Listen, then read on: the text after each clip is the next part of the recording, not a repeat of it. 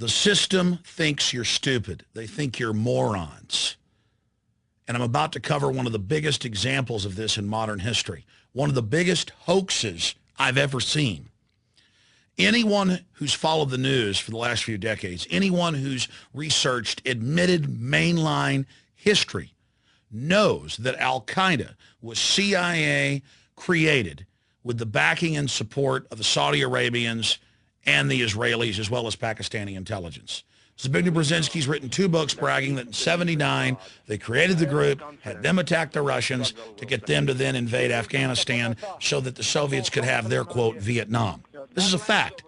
And the Muslim brigades being controlled by British intelligence goes back to Lawrence of Arabia. And then Hitler took over the Middle East during the first few years of World War II, and they went over to his control.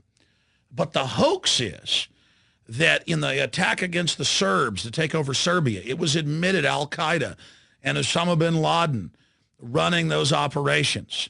And then NATO came in and bombed all of Serbia, and they were forced to give up 1/3 of their land, basically to Albanian-backed Muslim rebels who were calling themselves Al Qaeda. Then, of course, we have the attacks of 9/11 and the Newsweek headlines about hijackers trained at U.S. bases, and the dean of the Defense Language School coming out and saying that they were trained at U.S. bases. And then you have the Times of London as well reporting on the airlift of evil. Months after the Afghanistan war started, U.S. military and British military captured thousands of top Al-Qaeda and Taliban commanders, and they would be ordered to release them and fly them out into Pakistan to start the next wave of destabilization. So Al-Qaeda on record is a CIA/British/Israeli/Saudi Arabian creation.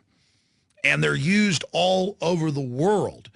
And then you add to that Fox News, AP, last October 2010 reporting Anwar al-Awlaki, the guy they're now saying is more powerful than Osama bin Laden, trained in the U.S., ran the underwear bombing, the Christmas Day event, ran the Fort Hood shooting, ran the Times Square attack. The list goes on, the shoe bomber.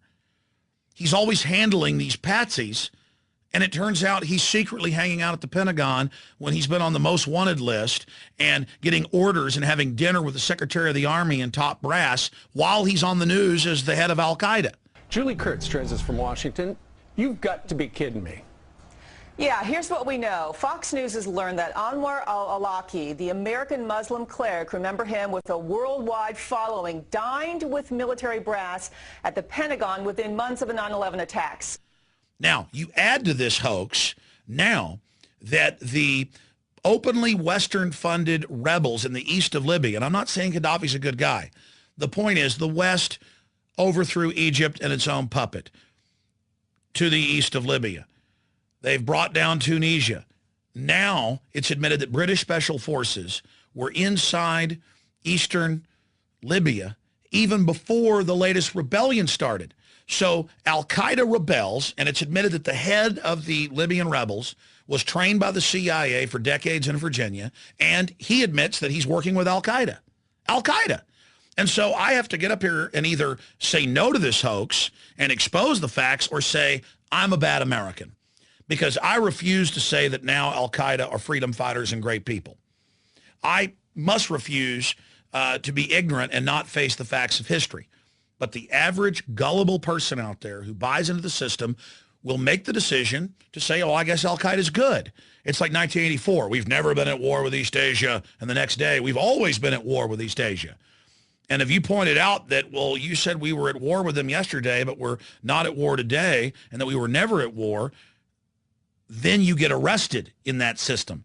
And that's basically where this country and where the West is going, where the system thinks we're so stupid that Western intelligence is in the east of Libya using radical Muslim Al-Qaeda backed out of Saudi Arabia and arms out of Saudi Arabia and Egypt to destabilize Gaddafi. Gaddafi then fights armed force trying to overthrow the government, and our media calls them protesters. Protesters who had tanks and missile launchers and Western weapons. Oh, the poor protesters. And the media lied and said he strafed protesters. Turned out that wasn't true. The media lied and said that he'd run to Venezuela to try to give the rebels support, think they would win. It doesn't mean that there aren't groups in Libya who don't like the goofy dictator Muammar Gaddafi.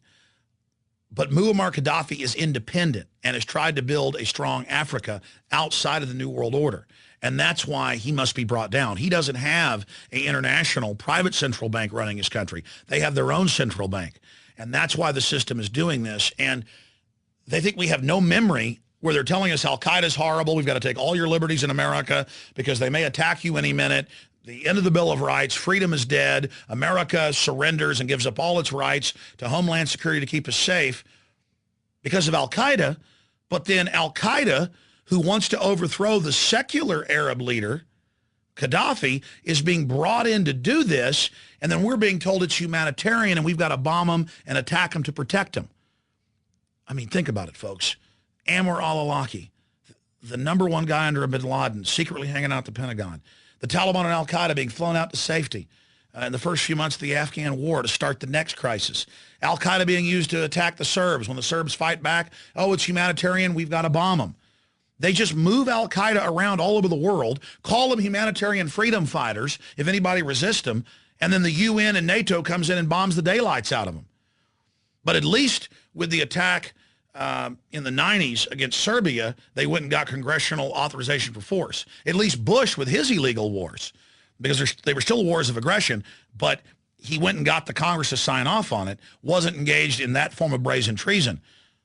Obama, less than 48 hours after the UN gave that resolution to invade, openly, in front of everyone, he ordered the U.S. military to start bombing and firing cruise missiles when out in the open, the UN had given the order and Obama hadn't even consulted Congress.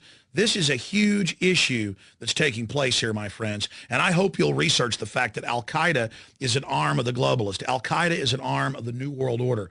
Al Qaeda is a system that the New World Order uses to menace civilizations into giving up their liberties in the name of protection, and also to go stir up revolutions and wars to then pose as freedom fighters so the globalists have an excuse to come in and take over countries. This is 21st century imperialism.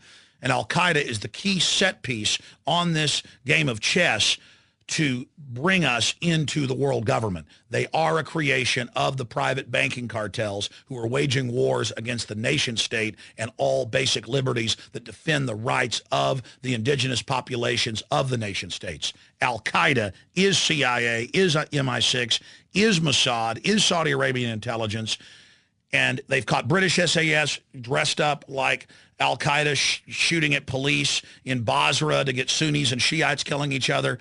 I mean, Al Qaeda is the Swiss Army knife of destabilization. They are that magic go-to tool that's used to foment the crisis so the globalists have the excuse to offer the solution. We've broken down one of the biggest modern ongoing hoaxes in history, where you're un-American if you don't support the freedom fighters of Al Qaeda. Well, I don't support them, and I don't agree with what Ronald Reagan said about them, saying that they were founding father material. I don't like Al Qaeda. Now, you may hate me because I don't love Al Qaeda. I'm not going to apologize. I'm sorry. I hate Al Qaeda, and I hate their handlers even more. Ask yourselves, what are you doing in this time of great challenge? What are you doing to unlock minds?